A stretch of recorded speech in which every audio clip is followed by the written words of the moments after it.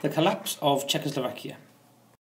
After Munich, Czechoslovakia had lost about 70% of its heavy industry as well as any sort of defence it might have had. In October of 1938, Poland gained the province of Teschen from Czechoslovakia, and on top of that, Hungary started taking chunks out of Czechoslovakia as well. Later into 1939, encouraged by Hitler, the Slovaks, that was the southeast end of Czechoslovakia, wanted independence themselves.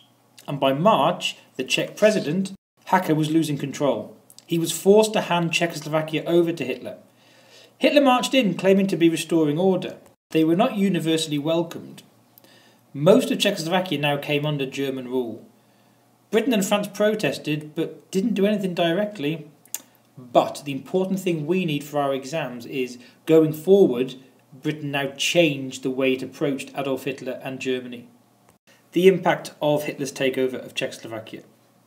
Well, firstly, it marked the end of appeasement. Hitler couldn't justify taking Czechoslovakia. There were no German speakers living there, no demand for the people to join. He wasn't getting rid of the Treaty of Versailles, he was just land grabbing. Secondly, Hitler had proven to Chamberlain that he couldn't be trusted.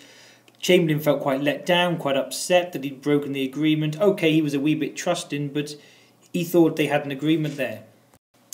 Now, other states, little states such as Lithuania, were now forced to hand over some of their territory. Britain and France didn't actually help Czechoslovakia, but now said that if Poland gets invaded, if Hitler carries on, then they will step in.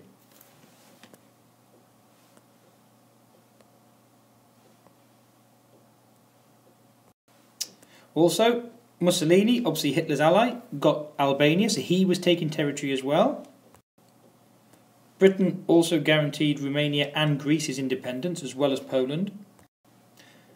Britain brought in conscription in peacetime. Hitler and Mussolini signed the Pact of Steel, making their relationship stronger. And finally, those agreements Hitler had made earlier on about a non-aggression pact with Poland and a naval agreement with Britain, he totally now ignores.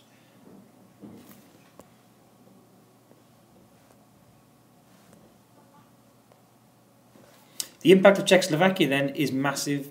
The world is now preparing for war, whereas up to this point it had been hoping to tiptoe around it, and the black hole, the abyss that they talked about, was now being stared right into.